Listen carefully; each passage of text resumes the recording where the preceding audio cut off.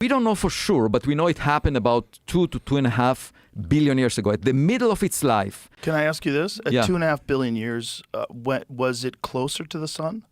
No. It was roughly at the same place. The same distance? Yeah. Mhm. Yeah. Okay. Yeah.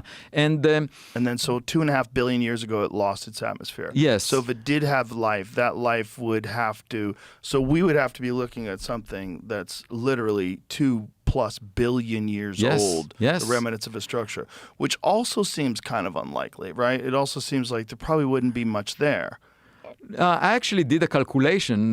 The biggest risk for anything on the surface is all these impacts by asteroids. And I calculated that. And micrometeors, everything, right? Because there's nothing stopping. That's right. And I calculated the amount of energy over a few billion years that was deposited on the surface of Mars is equivalent to, hundreds of Hiroshima-type nuclear explosions per square kilometer. It's really huge. Right. And because you're integrating over billions of years. So that square probably wouldn't be there anymore.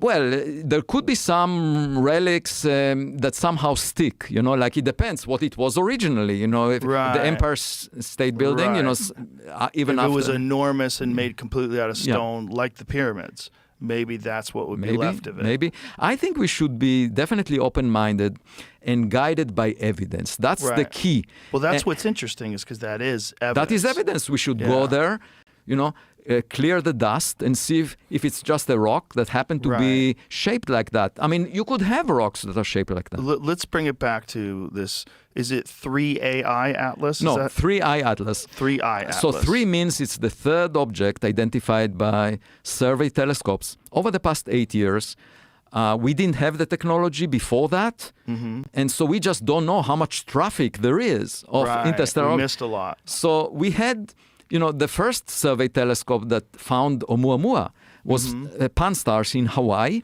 And the reason it was constructed is because the US Congress tasked NASA to find 90% of all objects bigger than a football field passing close to Earth. These are potential killer asteroids that can destroy a region on Earth. We want to protect the Earth, so we want to know about them. And they asked NASA and the National Science Foundation to search, to build observatories that will search for such objects. And that's why Pan-STARRS was established. And then it saw a near-Earth object, so they flagged it for that reason.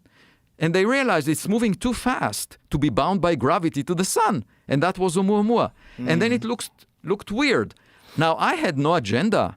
I was working on cosmology.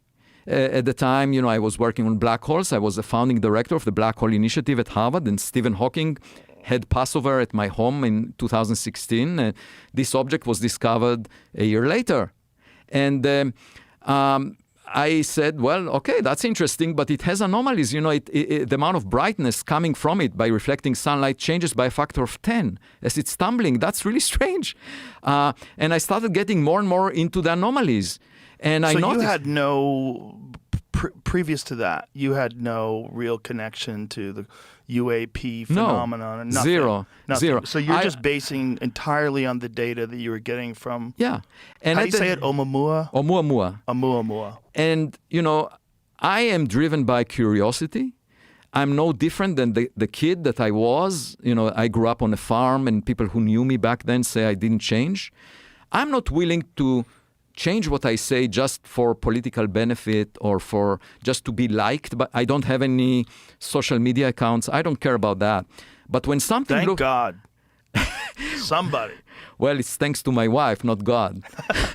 My wife said, you should not have any footprint on social. So she's really wise. She's wise. And that was more than a decade ago. Wow, she spotted the problem real early. Yeah. This episode is brought to you by Netflix. Kathryn Bigelow, the Oscar-winning director of The Hurt Locker and Zero Dark 30, takes you deep inside the world of U.S. government and military, a world most of us never see, but that impacts us all. It's an authentic look at how America might respond to a nuclear attack, showing the human side of impossible decisions under unimaginable stress. A House of Dynamite, now streaming only on Netflix. And now with AI, we're talking about social media on steroids. Yeah, it's really bad. By the way, the main problem with AI that I see is not so much that,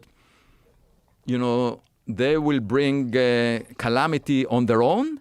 It's that they would drive people to do crazy stuff. So they will manipulate the human mind in ways that will make us the robots.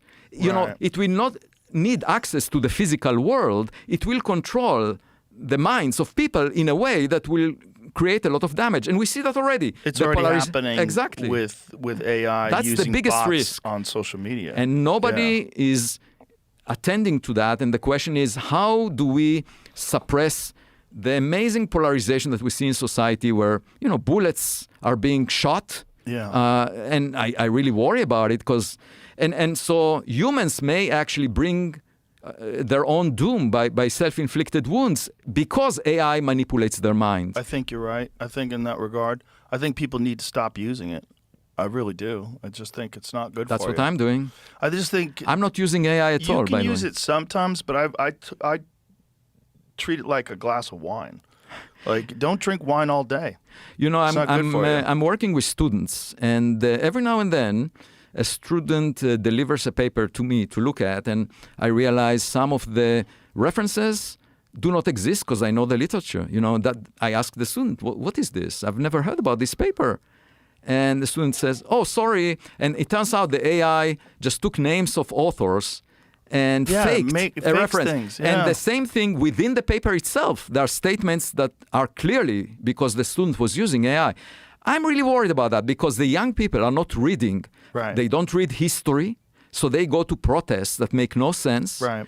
They don't, and people say, oh, that is always the youthful thing to do. But no. This one is triggered by misinformation. It's triggered and it's organized. And it's organized, exactly. Yes. And so that's one thing. But then they don't go to primary sources to figure out the truth. They don't have critical thinking. And I really feel that this is a big risk because, you know, AI is getting more intelligent, but humans that use AI are getting dumber. Right. They don't think. So I think that the AI would supersede the cognitive abilities of humans sooner than expected because humans are getting dumber. I mean, I see that. No, I don't think people are necessarily getting dumber, but I think they're getting lazy because of this. I think the human capacity is exactly the same. I think they need to be taught how to use it. Well, I get a lot of emails saying, I collaborated with my favorite AI app, and here is what it said. And yeah, but I think we need to teach people how to use it because it's a new thing. And that I think that's where a lot of the problem comes from. That people are using it in a substitution for learning, you know, but you instead can learn from it. Right. But you've got to use it in that way. So there are two existential risks in our future. One is artificial intelligence, AI. The second one is alien intelligence, also AI. And the question is, which one would arrive first? Let's go back to, I don't want one more time. Oumuamua. Okay, I don't want to screw it up. How large was that? That was the size of a football field. Okay, so of all the 100 meters. Small in comparison to 3i Atlas. Oh, yeah. That's my point, that 3i Atlas is 1 million times more massive, at least 1 million times more massive than Oumuamua. Right.